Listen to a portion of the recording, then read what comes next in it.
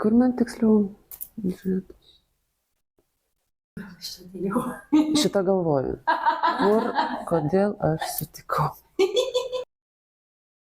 Aš toje vietoje, žinai, ir pradėsiu nuo to, kad turbūt nekalbėsiu apie tai, kas ką išrašo, kam išrašo ir kodėl, nes aš neišrašinėjau.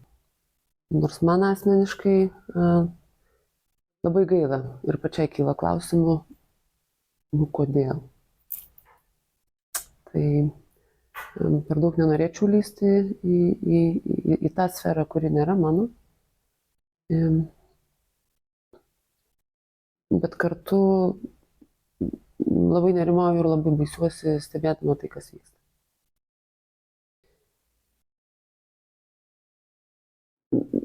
Gal vis dėlto pradėti reikėtų nuo tokio atskirimo svarbaus.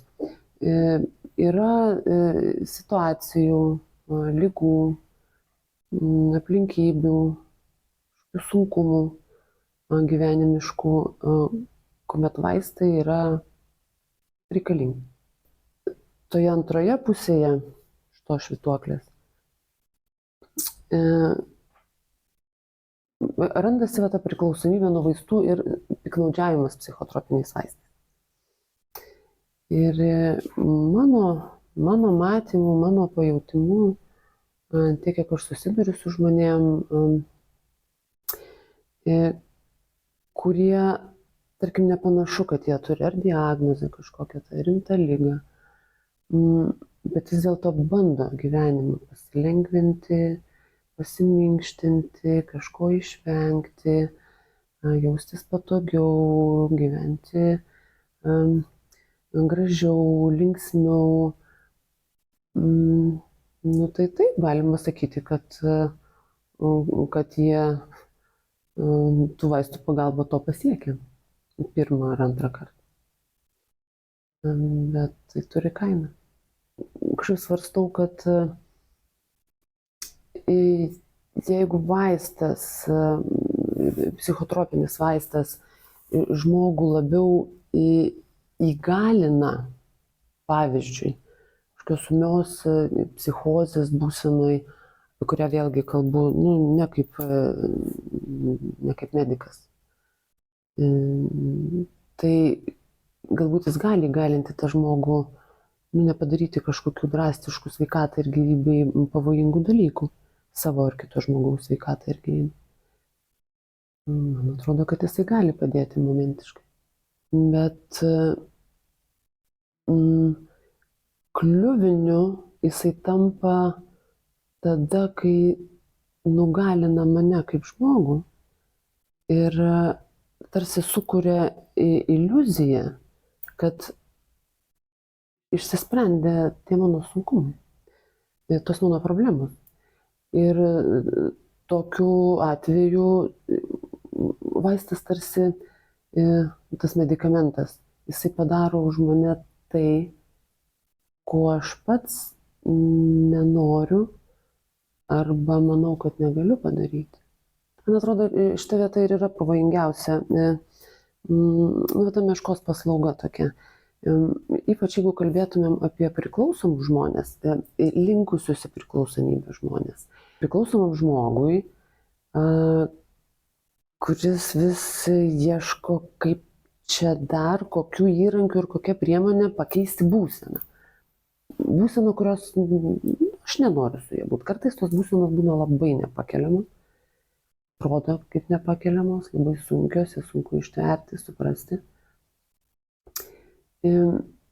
Bet ypač priklausomam žmogui čia ir atsiranda tas tie spąstai. Jeigu aš nenoriu dabar kažko padaryti su savo sunkumu ir aš atidėsiu ir tą simptomą užglaistysiu, taip, sušvelninsiu. Man gali kurį laiką lengviau būti, ar ne, pasidaryti. Bet bėda tame, kad šiandien kaip tik svarsčiau, koks laikas yra tokia brangios palūkanos. Viskas, ką aš atidedu į ateitį, į priekį, tai niekur nedingsta. O simptomas visada kažką sako. Aš nenoriu, ar negaliu, ar nesu pasiruošęs, nesiryžtu į jį įsiklausyti, išsiversti, pabandyti suprasti ir paieškoti to galimo atsakymo, ką man sako mano liūdesys, mano pyktis, nepasitenkinimas, nusivylimas, kas tai bebūtų, nepatogumas. O jį tik tai užkloju, niekur nedingsta. Tai su laiku gali tik tai garsiau pradėti iššaukti. Ir iš čia randasi tie spąstai. Dabar pasilengvinu, bet ateina rytojus. Ir priklausomas žmogus, jisai norės dar kartą. Dabar tai tikrai dar kartą, vat įtampos negaliu atlaikyti, reikia. Nemiegu. Dar. Ir kai sprendžiami kabutėse tik simptomai.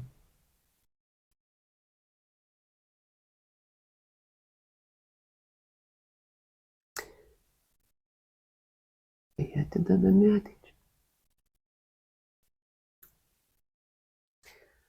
Ar įmanoma tada būti laiminga? Man atrodo, čia kiekvienas galėtų šitą klausimą gana nesunkiai atsakyti. Ne, neįmanoma. Ar to reikia? Manau, kad irgi ne. Ir kodėl taip vaikomės tos laimės, to pasitenkinimo, nuolatinės geros būsenos? Man atrodo, šitas klausimas toks labai platus ir nežinau, ar čia mes iš viso, antroji tik tai prisiliest, galim pabandyti truputėlį prie jo. Kad labai patogus pasidarė gyvenimas 21 amžiaus Europoje, aišku, neskaitant daugybės neramumų ar kitų dalykų, kurių irgi šiandien neliesim. Bet, pažiūrėkit, tai, ką turim čia irgi ne naujiena, su prieiga kiaurą parą prie socialinių tinklų, kuriuose retai pamatysim nesėkmių, negražių dalykų. Kai atrodo, kad visi laimingi, gražūs, tai jau kaip man gyventi? Aš čia toks, koks. Visi švenčia joninius, o aš ne. Kažkas ten kažko pasiekė, o ką aš veikiu? Tokia iškreiptų veidrodžių karalystė.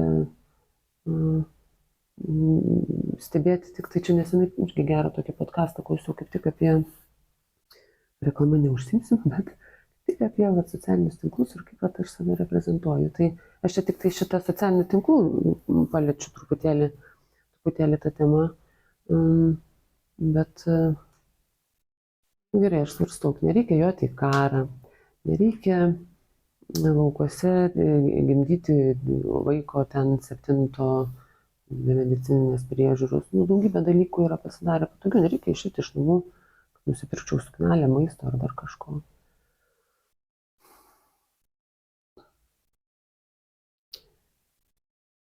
O liūdna.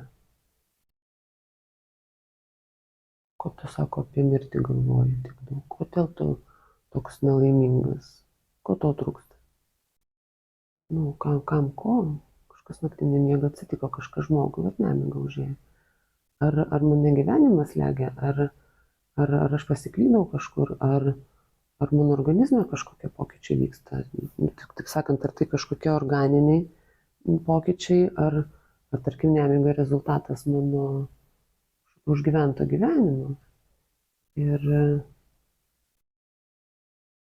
kitko nemiga yra sudėtinga, labai būsena, labai baisi. Nors kokia ta būsena nebaisi, nerimas nepakeliamas, nemiga nepakeliamas, sielvartas sunkiai pakeliamas. Tai šitus dalykus atrodo jau net nešnekam, o kam apie tai galvoti, jeigu yra būdai apie tai negalvoti, su to nebūti. Ne su vienu kito dalyko, viena tabletė, kažkokia kita medžiaga. Kiek lieka erdvės autentiškai jausti, kiek nori, tiek ir lieka. bet ar leidžiu savo būti tokiu, koks esu, galiausiai susigaudyti, pabandyti susigaudyti, koks aš esu, kas su manimi vyksta, ko aš noriu, kaip aš gyvenu, kas man svarbu. Tai man atrodo, kad kuo daugiau dairausi į kitus, tuo mažiau erdvės lieka man pačiam. Kai lyginuosi, tai lyginu. Tada apie savo autentiškumą, savastį. Aišku, kad vis mažiau lieka tos erdvės ar svarbos. Nereikšmiškai. Bet jeigu man pavyksta rasti prasmę savo kažkokio sunkumo, simptomo, negalavimo, ieškoti būdų, kaip su tuo būti ir leisti kažkaip gyvenimui, kūnui, organizmui tvarkyti su tuo. Galbūt jis ras kelią, būdą, išeiti iš to. Save ir prarandam. Prarandam gebėjimą būti su savo neigiamom emocijom. Ką reiškia, kas yra neigiamos emocijos? Gyvenimo dalis. Gyvenimas yra visoks. Aš neišsimiegojau, mane paliko, mane išdavė, kažką pavogė iš manęs, mane nudžiugino draugas kažkokiu skambučiu ar pasveikinimu, dėmesiu, rūpesčiu. Aš sutikau žmogų, įsimylėjau, mane įsimylėjo, mane pasveikino su gimtadieniu, mano katinas nugaišo. Ir daug tokių baisesnių ar situacijų, ar daug džiugesnių situacijų. Tai, o kaip išgyventi netektį? Kaip vaistai, medikamentai gali padėti išgyventi netektį, gali tik palengvinti simptomus. Kiek paskui būna situacijų, kai neišgyventi dalykai, neišspręsti nusėda, lieka ir pasiveja kitų pavidalų gyvenimą. Dažniausiai daug nepatogesnių ir stipresnių. Ir čia ta kaina, tos palūkanos brangiai. Save prarasti yra liūdna.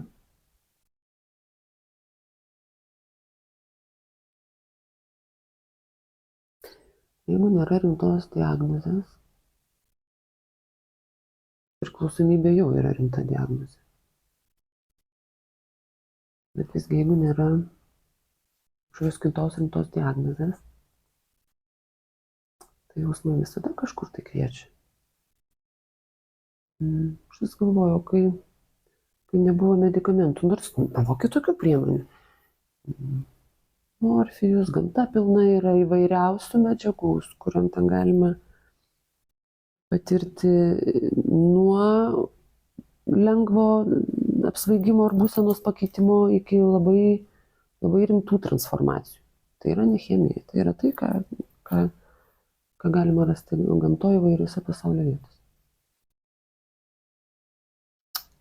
Ir visais laikais žmogus ieškojo, ir manau ieškos, kuo toliau, to labiau,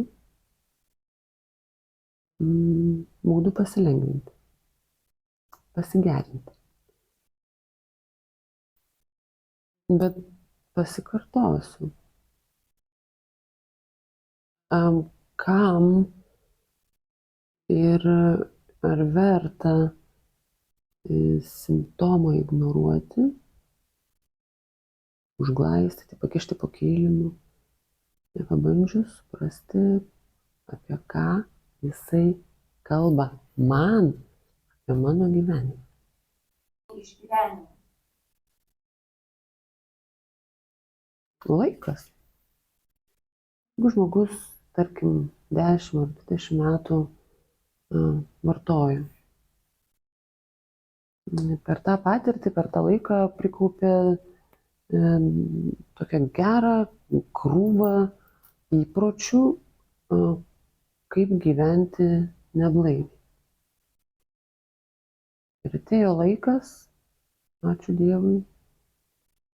Sako, nebegaliu taip toliau gyventi. Nu, vat, nebegaliu vartoti, nes problemų krūva. Būsena savijauta tragiška. Ir kažkokiu tai būdu vis dėlto ryštasi nutraukti vartojimą, būdų ir pagalbų Lietuvoje šiandien yra labai daug. Įstaigų, specialistų, reabilitacinių bendruomenių, savitarpio paramos draugijų, ko tik nenori.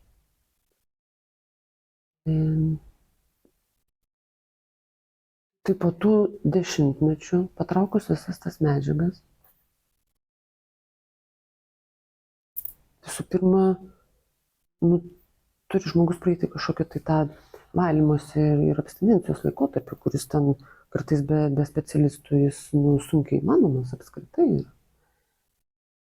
Ir jeigu kalbėtumėm apie tą laiką, kai jau praeina ten mėnesis, keli, kalbėti apie alkoholį, tai jau ten galima tada pradėti po truputėlį čiupinėtis, tai kas čia vyksta, kaip čia pradėti mokytis gyventi blaiviai, ko aš tiek daug metų nedariau. Tai ten viskas sukyla. Aišku, eina laikas, organizmas valosi, galva valosi, emocijos ryškios, labai stiprios, švaresnės. Ir ten krūva visko, tai čia kaip, aš nežinau, kaip badavusiam žmogui, gal čia ne visai geras pavyzdys, bet, sakyk, ilgai badavusiam žmogui, kai negalima padėti lėkštė su 10 cepelinų iš karto, taigi jis mirs, tik suvalgęs. Jeigu kalbėti apie vaistų nutraukimą, tai gali trukti net ne keletą mėnesių. Kartais gali trukti ir iki metų, ir iki kelių. Ką viso to noriu pasakyti, kad laikas ir būdas, kaip žmogus keičia savo gyvenimą blaivėdamas, yra labai svarbus. Ir laikas yra turbūt vienas esminių dalykų. Aišku, vien laikas nieko nereiškia. Čia turbūt kaip lupti svogūną, kuris turi daug sluoksnių. Jeigu taip lėtai paėmus svogūną po vieną sluoksnį imti, anksčiau ar vėliau prisikasti galima prie to branduoliuko. Mano manymu, nebūtinai tik patys su priklausomybė susiduriantys žmonės gali tapti puikiausiais specialistais. Yra nuostabių, nuoširdžių, atsidavusių, tikrai gerų ekspertų, specialistų, terapeutų, kas ten bebūtų, kurie nebūtinai patys su priklausomybė tvarkė.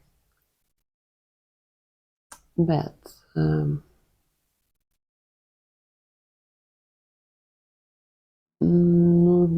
vis tik šitoj temoj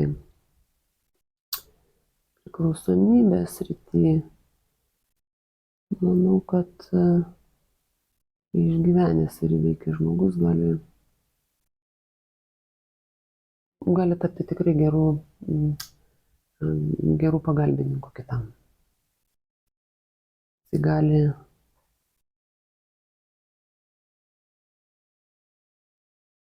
geriau įsijausti, geriau suprasti, plačiau pamatyti tuos vingius priklausomybės, tą visą neigimą, tą visą melą ir saviapgaulės burbulą, kuris būdingas yra priklausomybė. Tai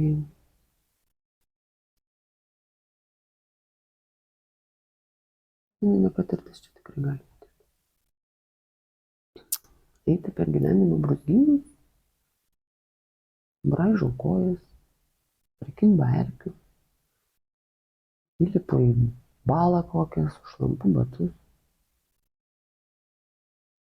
Temt pradeda, lietus lyja,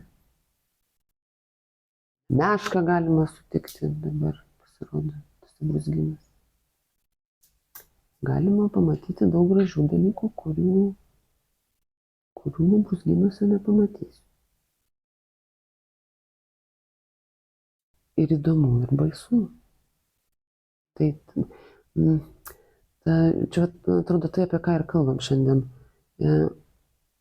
Gražių dalykų, vien gražių nėra, neįmanoma jų pamatyti, nenulindus ten į tuos brūzgynus. Vien brūzgynė būti yra baisu ir būtų labai liūdna. Ir apskritai nežinios, kuria persmelktas visas gyvenimas. Toleravimas irgi sudėtingas. Kaip tą nežinią iš vis ištoleruoti? Tai kažkaip galima neiti, galima sėdėti ant sofos. Ant sofos saugiau, tam tikrą prasme. Ir nuobodžiau. Ir manau, kad labai nesveika. Vienareikšmiškai, tai kaip ir kalbėjom. Galiu gyventi ant sofos, galiu eiti į pelkę. Ant sofos saugu neįdomu, pelkei pavojinga ir įdomu. Nebūtinai pelkė galima daug dalykų gyvenime daryti, atrasti, išbandyti, rizikuoti, susimauti, suklysti, apgailestauti, pridaryti klaidų, gailėtis, prarasti, netekti, atrasti, sukurti. Nes užuolaidos. Tada tenka pačiam. Be užuolaidų. Toks ir gyvenimas. Labai filosofiškai. Labai užbaigi filosofiškai.